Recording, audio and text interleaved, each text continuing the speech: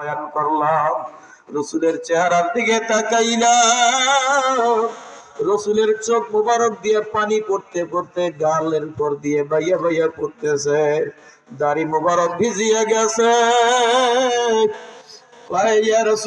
আমার মেয়েকে আমি ধাক্কা মারিয়া ফেলাইয়া দিলাম, যখন গর্তের মধ্যে ভরিয়া গেল তখন ওই ছোট্ট ছোট্ট পাথরের আঘাতে জখম হইল, ওই গর্তটা ভরা করিয়া আমার মেয়েকে আমি জ্যান্ত একবারে জীবিত অবস্থায় হত্যা করিয়া ফেললাম। ইয়া রাসূলুল্লাহ, আমার মাওলা কি আমাকে মাফ করবে?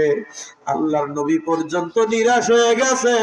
ও দাহিয়া কলবি, একটু অপেক্ষা করো, আমি কিছু বলতে পারবো না। কিছুক্ষণ পর আমার মাওলা আয়াত নাযিল করে বললেন, কুল ইয়া ইবাদিয়াল্লাযীনা আসরাফু আলা আনফুসিহিম লা তাকনাতু মির রাহমাতিল্লাহ ইন্নাল্লাহা ইয়াগফিরুয যুনুবা জামিআ ইন্নাহু হুয়াল গফুরুর রহিম।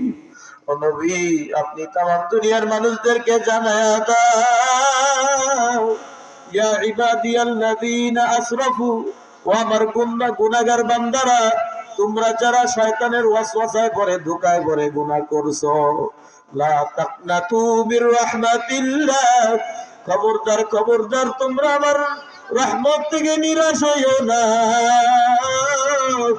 ইন্নাল্লাহা ইয়াগফিরুয যুনুবা জামিআ, নিশ্চয় আমার মাওলা জীবনের সব গুনাহ মাফ করিয়া দেবে। আমি মাওলা মাফ করিয়া দেব। ওরে গুনাহগার ভাই, ও পর্দার আড়ালের মা বোনেরা, সবাই মনে মনে খেয়াল করো, বাড়ি বাড়ি করো রে।